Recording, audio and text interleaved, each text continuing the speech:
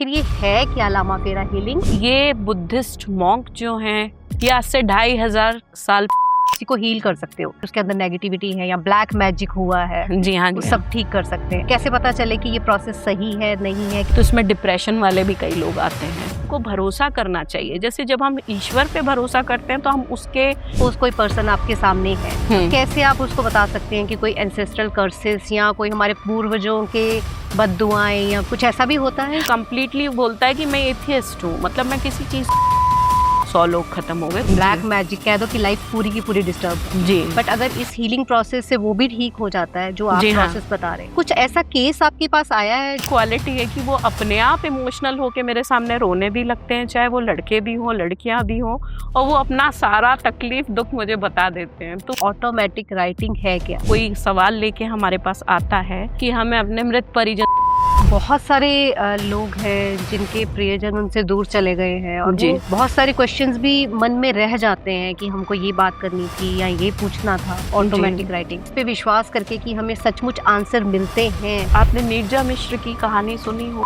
3 से 3.5 साल तक तो लोगों को यही नहीं मालूम था कि आगे क्या होगा, लाइफ भी रहेगी कि नहीं रहेगी। केओस हो चुका था पूरी दुनिया में। बहुतों के साथ हुआ जी, बहुतों के प्रियजन गए उस टाइम पे। जी। तो कहीं ना कहीं वो अंदर रह गया कि बहुत सारी बातें करने वाली थी। दर्शकों से भी बोलूंगी कि किसी भी तरह का मेडिटेशन हुआ या साधनाएं हुई, हर किसी को हर कुछ सूट नहीं करती। हेलो नमस्कार, स्वागत है आपका एमबीपी मंथन के एक ऐसे इंटरेस्टिंग पॉडकास्ट में जिसकी कड़ी जुड़ी है एक पिछले पॉडकास्ट के साथ। जी हाँ, हम बात कर रहे हैं उस पॉडकास्ट की जो कि tarot card reading, Akashic records और पेंडुलम डाउजिंग के ऊपर हमने किया था।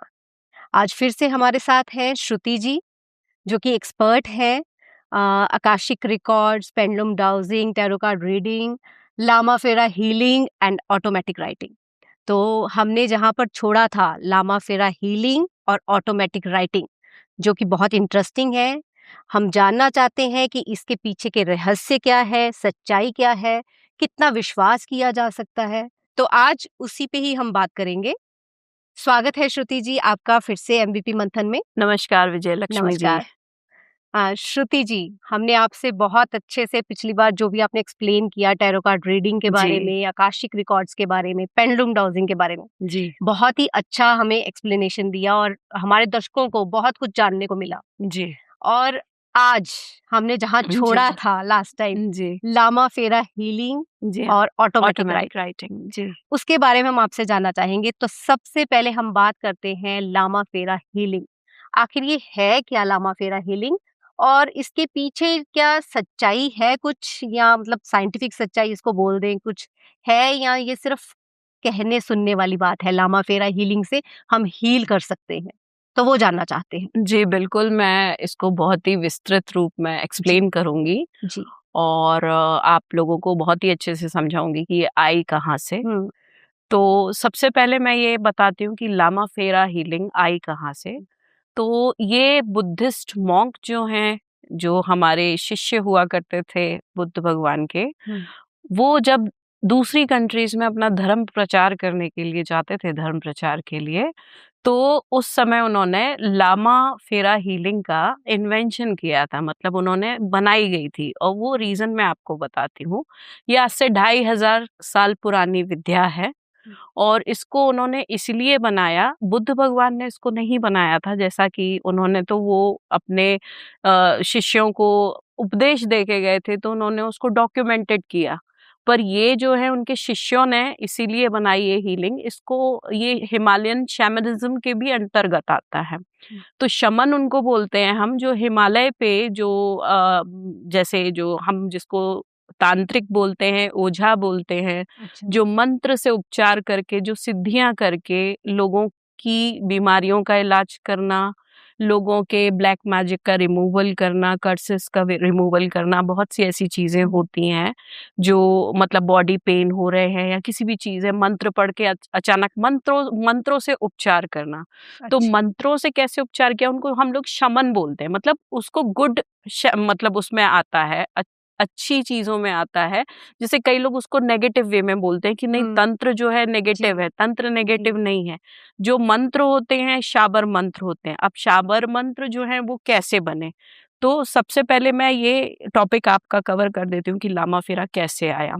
तो ये जो करते थे मंत्रों से बीमारियों का उपचार किया करते हैं, उनको शमन बोला जाता है और इंग्लिश में शैमन बोलते हैं और शैमनिज्म बोलते हैं। ये हिमालय जो पर्वत है वहां पर जो साधु होते हैं, लामा होते हैं, बहुत समय से तपस्या करते रहते हैं, सिद्धियां करते हैं, ये उनको सिद्धियां हासिल होती हैं शैमनिज्म की। तो जब ये बौद्ध भिक्षु पूरे दुनिया में धर्म प्रचार के लिए जाते थे, बुद्ध धर्म का प्रचार करने के लिए, तो उनको ऐसा लगता था दूसरी कंट्री के लोगों को कि ये हमको किसी तरह का हार्म पहुंचाने आए हैं। तो वो लोग क्या करते थे, कभी कभी इन पे ब्लैक मैजिक या स्पेल्स छोड़ते थे। स्पेल्स मतलब मंत्र छोड़ देना, इनको हार्म करना, इनको अटैक करना। तो इन्होंने एक ऐसी पद्धति डेवलप करी कि जिससे इन सब चीजों का इन पे पहली चीज प्रोटेक्शन हो, असर नहीं हो, और दूसरी चीज ये उपचार कर सकें उस विद्या के थ्रू, या अगर किसी ने ब्लैक मैजिक किया भी है तो उसका रिमूवल किया जा सके। अच्छा। है ना। तो इन्होंने वो पद्धति 2500 साल पहले बौद्ध भिक्षुओं ने अपने आप को प्रोटेक्ट करने के लिए डेवलप करी कि कहीं उनको कहीं भी किसी भी तरह का अटैक या किसी भी तरह का कुछ इस तरह का नेगेटिविटी उनके अंदर ना आ पाए, और वो प्रॉपरली वहां पर अपने धर्म का प्रचार कर सकें और अपने आप को सेफ कर सकें कि किसी भी तरह। सेल्फ हीलिंग के लिए ये डेवलप हुआ। ओके, ठीक है। अब इसमें सेल्फ हीलिंग तो होती है, साथ में इसमें डीएनए हीलिंग भी होती है।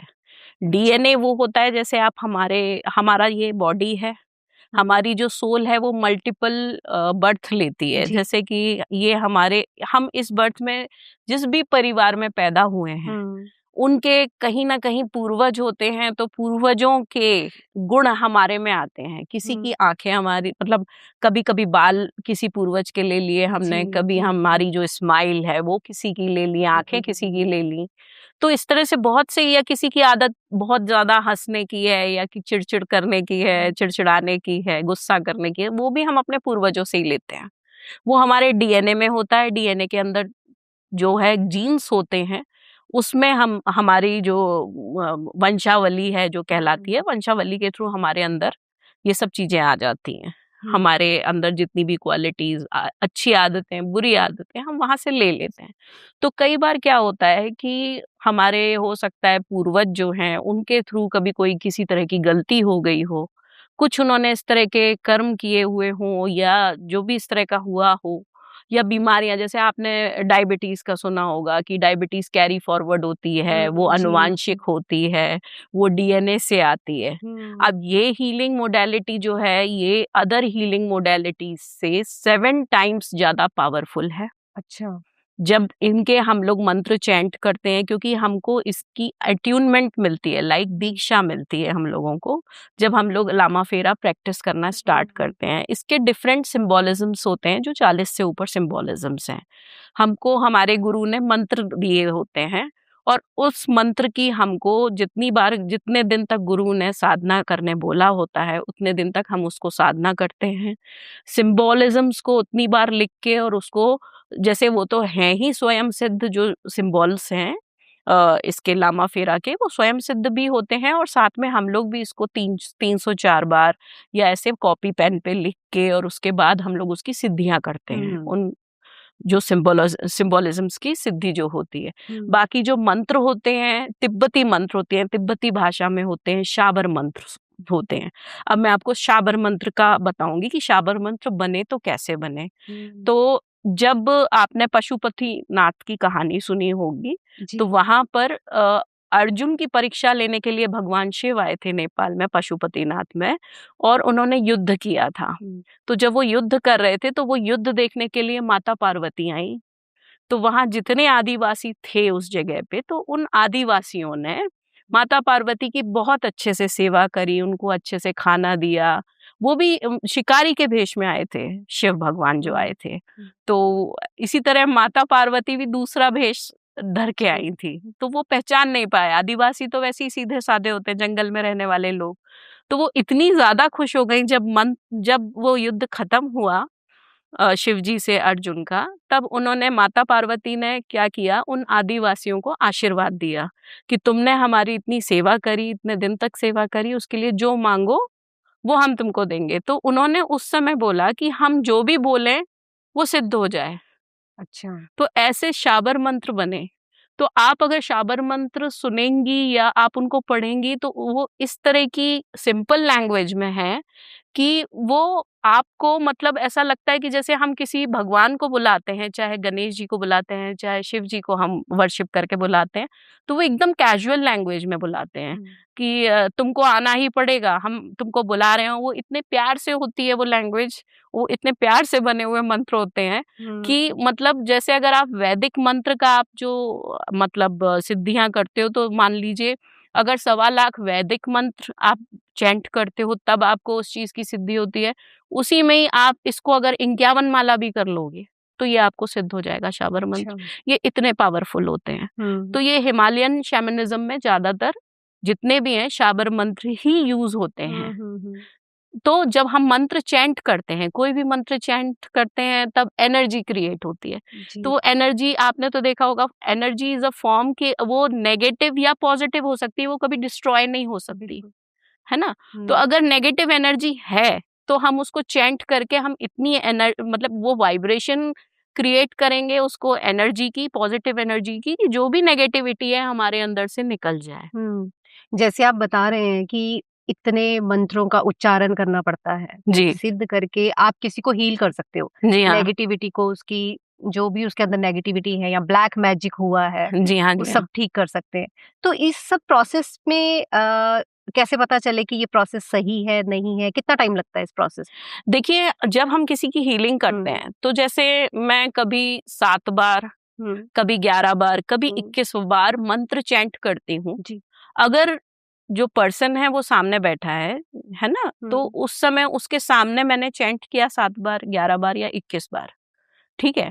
उसके बाद मैंने मतलब उसके जैसा हम लोग बोलते हैं कि फूकना, कान के पास में फूकना, है ना। और जो भस्म, जो हम लोग उस समय भस्म भी रखते हैं, पानी भी रखते हैं, है ना। और उससे भी हम लोग उसको वो भस्म जो है वो दे देते हैं। कभी हम वो भस्म पानी में डाल के दे देते हैं तो वो चार्ज हो जाता है पानी। कभी पानी चक्कू से भी काटते हैं 3 टाइम्स, और सारी नेगेटिविटी हम यूनिवर्स में भेजते हैं। उस समय वो चक्कू से काटा हुआ पानी भी वो देते हैं, और भस्म वाला मिला हुआ पानी, चावल, इस तरह की चीजें भी मिलाते हैं, और वो बोलते हैं पी जाओ। तो अब जब चावल है तो कुछ चावल हम लोग बाहर भी रख देते हैं, कुछ वो अंदर भी बॉडी के ले लिया उसने। तो चावल आपने देखा होगा, चावल सबसे ज्यादा नेगेटिविटी है वो खींचता है बॉडी से। अगर आप रॉ चावल अगर आप खा लेंगे कुछ दाने अंदर और पानी से पी जाएंगे, वो तो अभिमंत्रित होता है ना। तो वो मंत्र से हमने एनर्जी क्रिएट कर दी, क्योंकि वो मंत्र हमने सिद्ध किया हुआ है। ठीक है। तो वो पानी चार्ज हो गया, वो भस्म चार्ज हो गई, वो चावल जो है रॉ चावल वो चार्ज हो गया, कुछ थोड़े बहुत दाने वो उसके अंदर गए, वो नेगेटिविटी रिमूव करते जाएंगे। और फिर हम उसको उतने दिन के लिए बोलते हैं कि हम आपको इतने दिन, कब जैसे जैसे उनको आराम लगना स्टार्ट हो जाता है। तो इसमें डिप्रेशन वाले भी कई लोग आते हैं, कई लोग किसी तरह का एलमेंट, कहीं दर्द हो रहा है, कहीं हाथ में दर्द हो रहा है, कहीं पेट में उनको कुछ इश्यूज हो रहे हैं। कई बार इनफर्टिलिटी भी जो होती है वो भी ठीक होती है लोगों की। ये इतना ज्यादा पावरफुल है। लेकिन बस ये क्या होता है कि हमको भरोसा करना चाहिए। जैसे जब हम ईश्वर पे भरोसा करते हैं तो हम उसके ऊपर ही छोड़ देते हैं कि ईश्वर अब आपको ही सब ठीक करना है। तो इसी तरह हमको भी, हम पूरी श्रद्धा से उस चीज को, किसी भी मोडेलिटी को अगर हम एक्सेप्ट करते हैं तो हमको उसका असर जरूर होता है। कभी ऐसा नहीं होना चाहिए मन में किसी भी तरह का कंफ्यूजन। कुछ भी चीज करो तो विश्वास हाँ करो। हाँ हाँ। तो आपने बहुत अच्छे से एक्सप्लेन किया कि लामा फेरा हीलिंग एक सिद्ध किए हुए मंत्रों के उच्चारण के बाद जी किया गया प्रोसेस है। और आज इसमें जो आपने बात की डीएनए एंसेस्ट्रल जो हीलिंग की है, या जी हाँ जी जो हाँ एंसेस्ट्रल कर्सेस हमारे ऊपर होते हैं, हाँ हाँ वो हाँ कैसे पता चलता है आपको कि किसी सपोज कोई पर्सन आपके सामने है, जी। बहुत परेशान है, तो कैसे आप उसको बता सकते हैं कि कोई एंसेस्ट्रल कर्सेस या कोई हमारे पूर्वजों के बद्दुआएं या कुछ काम, बुरे किए हुए काम वो हमारे आगे आ रहे हैं, या हमारे किए हुए काम आगे आ रहे हैं? कुछ ऐसा भी होता है इसमें? बिल्कुल ऐसा होता है। देखिए, सबसे बड़ी बात जब क्या होता है, कई बार फर्स्ट जनरेशन, सेकंड जनरेशन वो निकल जाती है, जी। लेकिन जैसे थर्ड जनरेशन जो होती है, पोता, उसमें कई बार जो बच्चे होते हैं वो डिफॉर्म्ड हो जाते हैं, है ना। और कई बार जो है, जो जनरेशन्स आगे नहीं बढ़ पा रही हैं किसी तरह से, तो उसमें क्या ऐसा हो सकता है।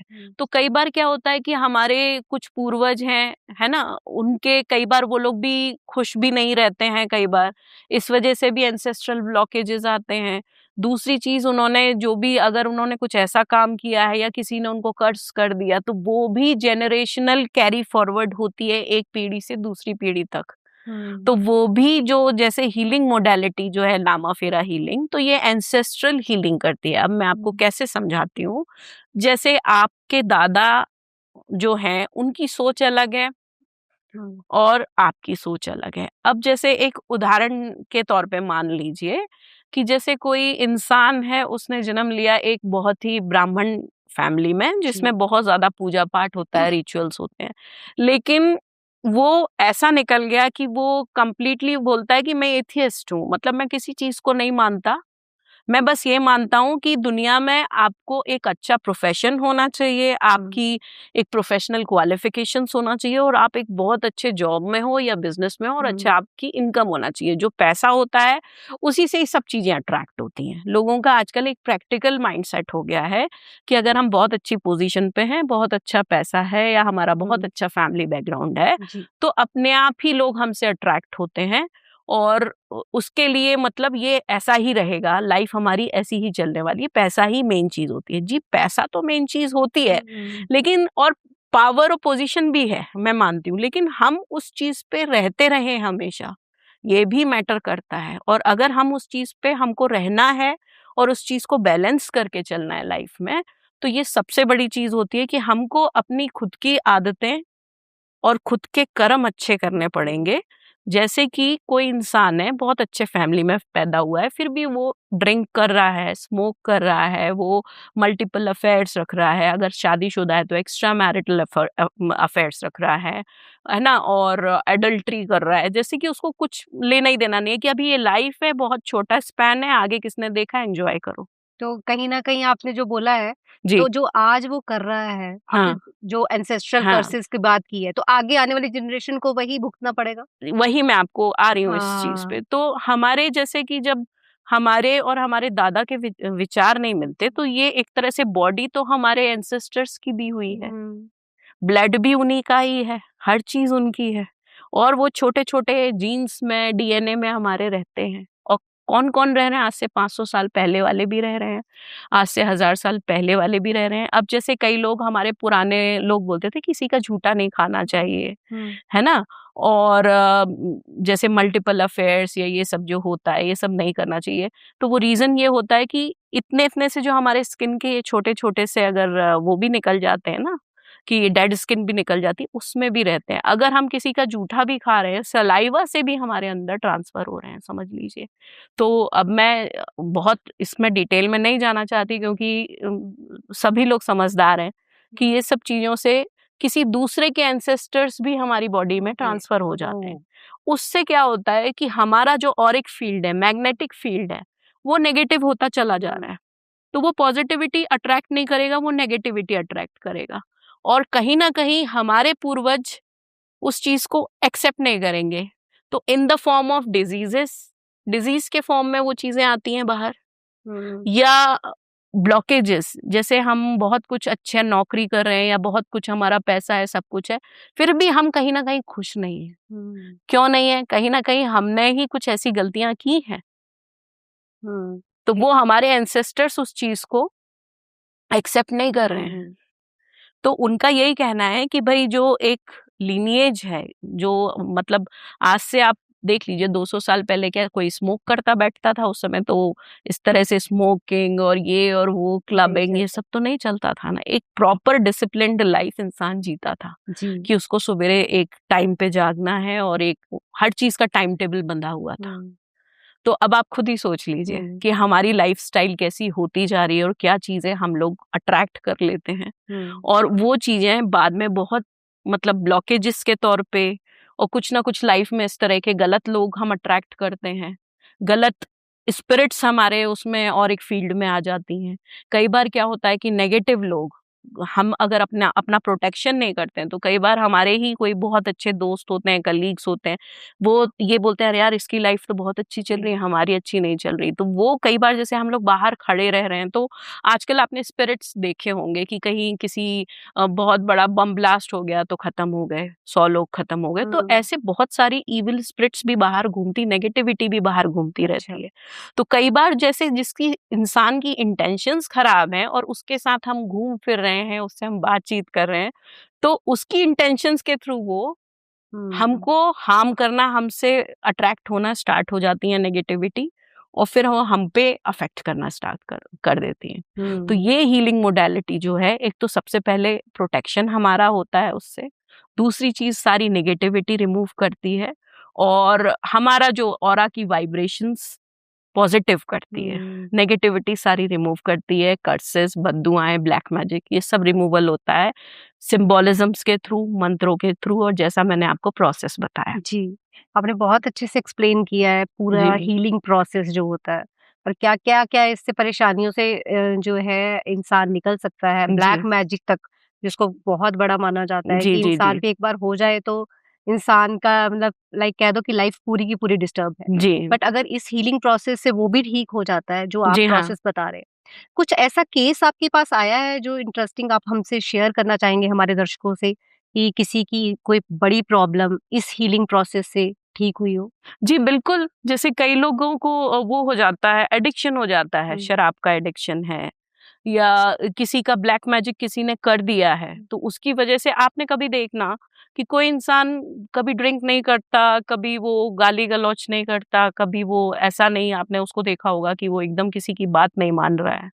इस तरह का भी जो इंसान आपने कभी देखा होगा कि अचानक इंसान में 35 की एज के बाद या 30 की एज के बाद, या एक ऑलरेडी वो एक पोजीशन पे है, एक अच्छे खासे वर्क कर रहा है, जॉब में सब कुछ है उसका, लेकिन अचानक सडन आप उसमें चेंजेस देख लेते हो, तो वो ब्लैक मैजिक के ही लक्षण होते हैं, किसी का किया हुआ कि भाई कोई जेलसी में करते हैं, मोस्टली 90% लोग जेलसी में ये सब चीजें करते हैं, और कोई लोग अपने फायदे के लिए करते हैं कि अगर हम इसका नुकसान करेंगे तो हमें इससे क्या फायदा होगा। तो कई बार मैंने ऐसे लोगों को चेंज होते हुए देखा है कि अचानक ऐसा चेंज आया, फिर उनकी मैंने हीलिंग की। अच्छा। यही मंत्रोपचार से उनका पानी वगैरह जो हम जैसे जो भस्म होती है उसमें पानी डाल के, या चावल से, जिस तरह से भी, और चावल पढ़ के देना है ना, इस तरह से जो, और सिंबोलिज्म्स के थ्रू, ऐसे हमने मंत्रों के थ्रू जब उसकी हीलिंग करी और जो प्रॉपर तरीके से वो करी, तो उसकी रियली में सारी नेगेटिविटी रिमूव हुई और वो इंसान में चेंजेस भी आए। तो हालांकि मैं नाम नहीं लेना चाहती किसी का, बहुत सारे ऐसे केसेस आते हैं, और कई बार जैसे मेरे सामने क्लाइंट्स आके बैठते हैं, तो वो, क्योंकि मैं लामा फेरा प्रैक्टिस करती हूँ, तो लामा फेरा की एक क्वालिटी है कि वो अपने आप इमोशनल होके मेरे सामने रोने भी लगते हैं, चाहे वो लड़के भी हों, लड़कियां भी हों, और वो अपना सारा तकलीफ दुख मुझे बता देते हैं। तो वो एक इस जो मोडालिटी की क्वालिटी है कि वो इतना मैग्नेटिज्म है इस जो विद्या में, कि वो अपने आप ही क्लाइंट आपके सामने है, और फिर कहते हैं ना, एक सिद्धियां जब आपके पास होती हैं तो वो उनको जब रिलीफ होता है, रिलैक्स हो जाते हैं, तब वो खुश खुश होके भी मेरे पास आते हैं कि मैडम हमको ये फायदा हुआ, आपने ये बताया था, ये रेमेडी हमने करी, या हमने हमको ये हीलिंग में ये चीज, क्योंकि मैं डिस्टेंस भी देती हूँ, फोटो के थ्रू भी हम लोग हीलिंग करते हैं, सिंबोलिज्म जो है वैसे ड्रॉ करके, और फिर उसके बाद फूक के, है ना, 3 बार फूका जाता है। अब बहुत सारे प्रोसेस होते डिस्टेंस हैं वाला हीलिंग कैसे करते हैं? फोटो के थ्रू। जैसे अभी आपने बताया कि आप चावल वाला पानी पिलाते हैं हाँ या हाँ भस्म वाला पिलाते हो, तो डिस्टेंस वाली जो हीलिंग है, जी। उसमें कैसे करते हैं ये प्रोसेस? डिस्टेंस वाला हीलिंग जैसे मोबाइल है, उसके थ्रू जो फोटो है, पिक्चर है पर्सन की, वो लेके, उसका नाम लेके, और फिर उसके बाद मंत्र उच्चारण करना, बस उसी से? हाँ उसी के थ्रू, अच्छा। और बकायदा फूकना। अच्छा। तो वो डिस्टेंस से भी करते हैं हम लोग, और सामने बंदा बैठा तो मोर पंख भी रहता है, हमारे हाथ में मोर पंख रहता है, पानी रहता है, पानी से पढ़ के करते हैं, सिंबोलिज्म ड्रॉ करके करते हैं। तो बहुत अच्छे से आपने ये प्रोसेस का तो हमें जी बताया। अब हम बात करते हैं दूसरे अपने जो ऑटोमेटिक राइटिंग के बारे में आप कुछ बता रहे थे। जी जी। तो वो हम जानना चाहते हैं आपसे कि ऑटोमेटिक राइटिंग है क्या? जी, बिल्कुल। ऑटोमैटिक राइटिंग एक तरह से मीडियमशिप भी है, वो भी मैं करती हूँ। तो सबसे पहले मैं ये बताना चाहती हूँ कि ये आई कहाँ से, मतलब ये डेवलप कैसे हुई। तो जैसे बाहर के भी कई साइकिक्स हैं, उन्होंने भी ये ऑटोमैटिक राइटिंग प्रैक्टिस करते हैं। कुछ एंजल्स से कम्युनिकेट करके करते हैं, मतलब मीडियमशिप करते हैं एंजल्स को कॉल करके, और फिर भी वैसे करते हैं। हमारा तरीका जिस तरह हमारे गुरु ने सिखाया वो अलग तरीके से सिखाया कि हम जो एक डीईटी हैं उनसे कनेक्ट होके, जैसे जो क्वेरेंट है वो कोई सवाल लेके हमारे पास आता है कि हमें अपने मृत परिजन से बात करनी है, वो अब इस दुनिया में नहीं है, वो अभी कहाँ है और वो क्या मैसेज हमको देना चाहते हैं, या हम उनसे कोई ना कोई, जब वो इस दुनिया को छोड़ के जा रहे थे तो ये क्वेश्चन हमारे अंदर रह गया था, तो वो सवाल आप मैम प्लीज पूछ के बताइए कि क्या उसका जवाब है, आप कम्युनिकेट करिए। तो उनका हम जो नाम है वो लेते हैं, और उस पर्सन का तो ऑब्वियसली पूरा नाम और पूरा सबकॉन्शियस में डिटेल आ ही जाते हैं, जो उनका रिश्तेदार जो पूछने आया है। तो वो लेके और बकायदा मैं मेडिटेशन में बैठती हूँ, जिसमें मेरी डायरी ओपन रहती है, पेन रहता है, और उस क्वेरेंट मतलब जो हमारा क्लाइंट आया उसका सवाल, वो पूरा एक ही सवाल, एक टाइम पे एक ही सवाल करना चाहिए, क्योंकि अगर हम मल्टीपल क्वेश्चंस करते हैं तो कई बार कंफ्यूजन्स में आंसर आ जाते हैं। तो हम उसको बोलते हैं बिल्कुल शांत मन से अच्छे से आप क्वेश्चन प्रिपेयर करके आइए, तब वो सवाल मैं लिखती हूँ प्रॉपर तरीके से, उसका दिया हुआ सवाल, और उसके मृत परिजन का नाम जो है, हम मीडियमशिप मतलब हम अपने जो देवी देवता जिनसे हम कनेक्ट होते हैं उनको हम बताते हैं सवाल, और उस इंसान का नाम कि प्लीज इससे कनेक्ट करिए, ये जहां भी है। हम उनको कॉल करके बुलाते नहीं हैं। कई लोग सोचते हैं कि भाई ये तो आत्माएं बुलाती हैं, आत्मा बुला के बात करती है, हम उनको बुलाते नहीं, हम मीडियमशिप करते हैं। मीडियमशिप का मतलब हम अपने भगवान या अपने डीटी, अपने एंजल से कांटेक्ट करते हैं, स्पिरिट गाइड से कांटेक्ट करते हैं, वो जहां भी हैं वो लोग, वो उनसे कम्युनिकेट करते हैं। मान लीजिए वो जो जहाँ गुरु लोग रहते हैं उस जगह पे उनकी आत्माएं अभी हैं, तो वो उनकी आत्मा से उनकी फ्रीक्वेंसी कनेक्ट करेगी, जो हमारे डीटी हैं उनकी फ्रीक्वेंसी से उनकी वो कनेक्ट कर लेंगे उस आत्मा से, पर्टिकुलर आत्मा से, और वो डायरेक्ट फिर हमसे कनेक्ट करके बात करते हैं। और हम जब कॉपी पेन लेते हैं तो हम आंख, कभी कभी आंख भी बंद कर लेते हैं, सिर्फ पेन ऐसे पकड़े रहते हैं, बस उसको हल्के से पकड़े रहते हैं, वो पेन जो लिखता जाता है आंसर बकायदा अपने आप हमारे मन की शक्ति से चलना स्टार्ट कर देता है वो पेन। लेकिन उसके लिए कम से कम 30 से 40 मिनट लगते हैं, और बिल्कुल शांत हमको रूम में बैठना पड़ता है, साफ सुथरा रूम हो जहाँ पर हम अगरबत्ती लगा के बैठते हैं, क्योंकि हम ऑब्वियसली हम अपने भगवान से कनेक्ट हो रहे हैं, या हम अपने डीटी चाहे स्पिरिट गाइड्स हो चाहे एंजल्स हो उनसे कनेक्ट कर रहे हैं। तब हम मीडियमशिप करते हैं। तो मीडियमशिप जब करते हैं तो फिर हम उस आत्मा से उस सवाल का उत्तर पूछते हैं कि भाई आपके ये इन्होंने ऐसा-ऐसा सवाल पूछा है, आपका क्या जवाब है? तब हमको जवाब आने शुरू हो जाते हैं। ऑटोमेटिक राइटिंग के बारे में जो आपने बताया है, लाइक बहुत सारे लोग हैं जिनके प्रियजन उनसे दूर चले गए हैं और जी। वो बहुत सारे क्वेश्चंस भी मन में रह जाते हैं कि हमको ये बात करनी थी या ये पूछना था। जो आप बता रहे प्रोसेस जी। ऑटोमेटिक राइटिंग, क्या ये सचमुच विश्वास करने लायक है? क्या इस पे विश्वास करके कि हमें सचमुच आंसर मिलते हैं, ऐसा कुछ है?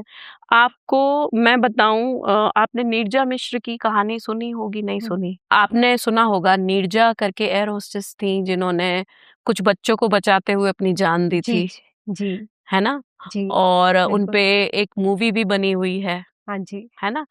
तो उनके बारे में मैं बताऊँगी कि उनकी मम्मी जो थी, वो उतना पढ़ना-लिखना जानती नहीं थी, इंग्लिश भी नहीं आती थी उनको। तो उन्होंने क्या किया था कि जब नीरजा को ख़त्म हुए, एक्सपायर हुए, 1 साल हो चुका था, उसके बाद वो अपनी मम्मी से कम्युनिकेट करना चाहती थीं। डिसीज़्ड थीं पर कम्युनिकेट करना चाहती थीं। तो नीरजा ने क्या किया कि बॉम्बे के एक बहुत कपल्स थे, मतलब बूढ़े कपल्स थे, उनके बच्चे, यंग बच्चे 25-26 साल के 2 लड़के, दोनों एक्सीडेंट में ख़त्म हो गए थे। तो नीरजा ने उन बच्चों से, क्योंकि उनकी स्पिरिट से कांटेक्ट किया, क्योंकि वो अपनी मम्मी-पापा से कम्युनिकेट करते थे अच्छा। इसी तरह से। तो उनके मम्मी-पापा नीरजा की मम्मी के पास आए और उन्होंने बोला आपकी बेटी आपसे कम्युनिकेट करना चाहती है।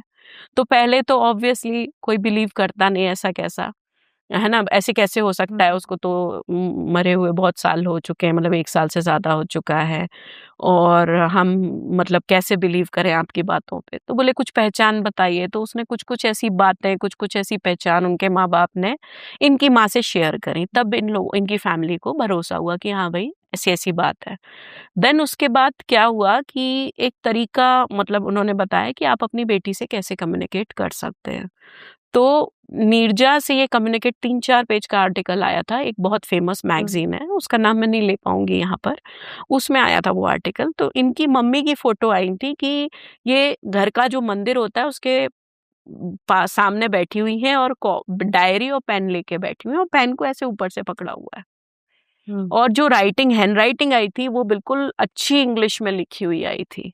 तो वो जिस मीडियम में थी कि मतलब जो वो अच्छा काम करके गई थी, उसका पूरा उसने एक्सपीरियंस अपनी मम्मी से शेयर करती थी और अपनी मम्मी से सारी बातें बताती थी कि क्या-क्या यहाँ कैसा है, क्या होता है, और सब कुछ उसने शेयर किया था। तो ये ऑटोमैटिक राइटिंग के ही थ्रू मतलब ये सबसे पहले ये उस समय 87 या 86 की बात है, हम लोग बहुत छोटे थे, तब ये मैगज़ीन में पब्लिश हुआ था।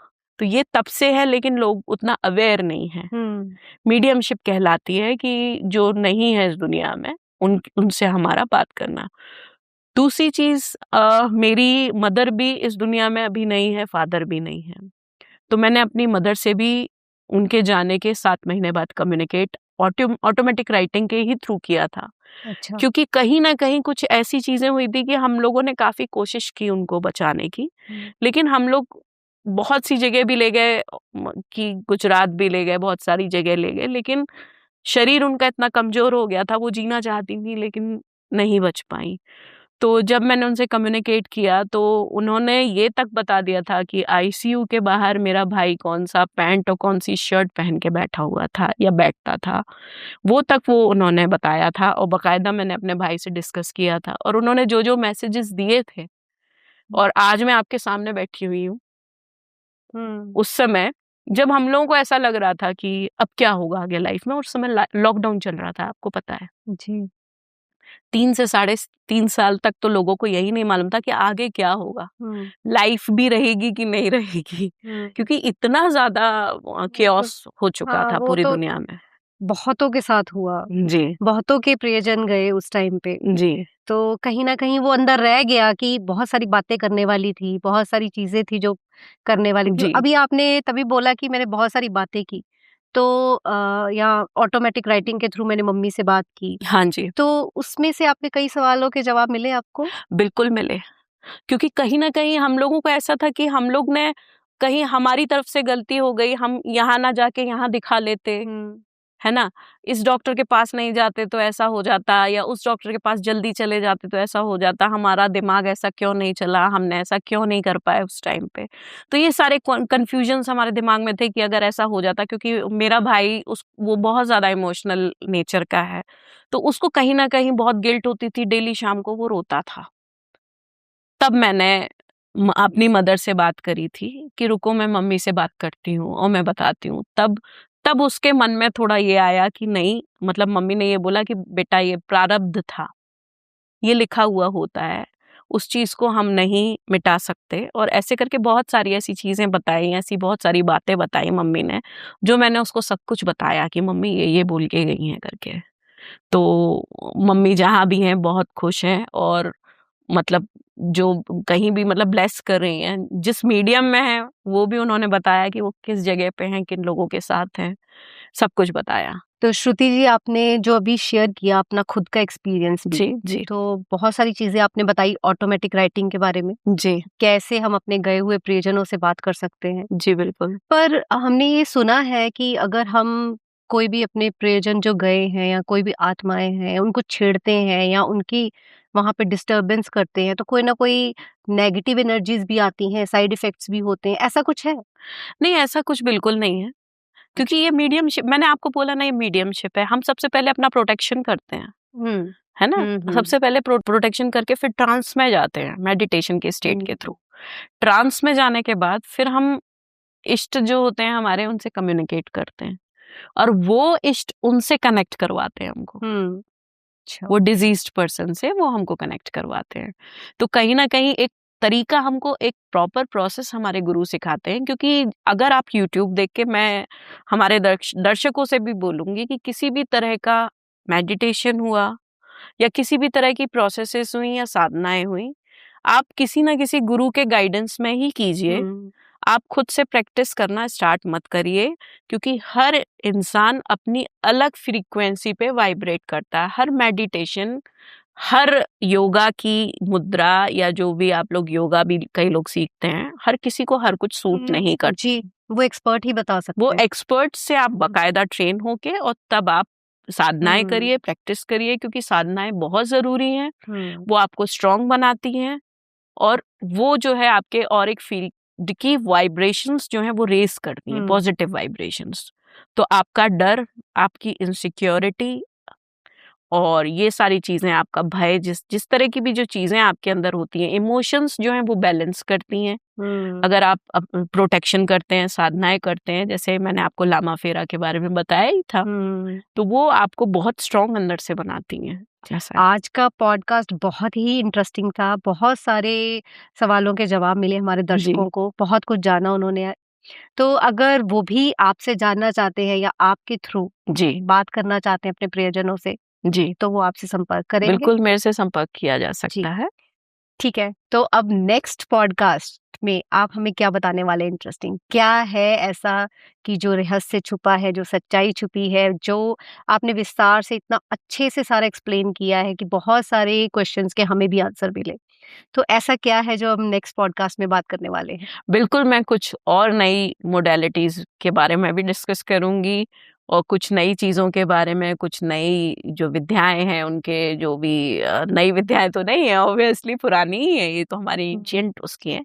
तो कुछ ऐसा इंटरेस्टिंग होगा कि हमारे दर्शक भी जो जिन्होंने नहीं सुना है, जो ऐसी चीज़ें हैं, तो वो भी जान के उनको अच्छा लगेगा कि ऐसा भी हो सकता है, ऐसी भी चीज़ें हैं दुनिया में। तो चलिए, हम बिल्कुल डिस्कस फिर करेंगे। मिलते हैं नेक्स्ट पॉडकास्ट की वेट करते हैं आपके बिल्कुल। आने की, और हमारे दर्शक भी उत्सुक हैं जानने के लिए और बहुत कुछ। जी, धन्यवाद Shruti ji, thank you thank you. So much. धन्यवाद जी।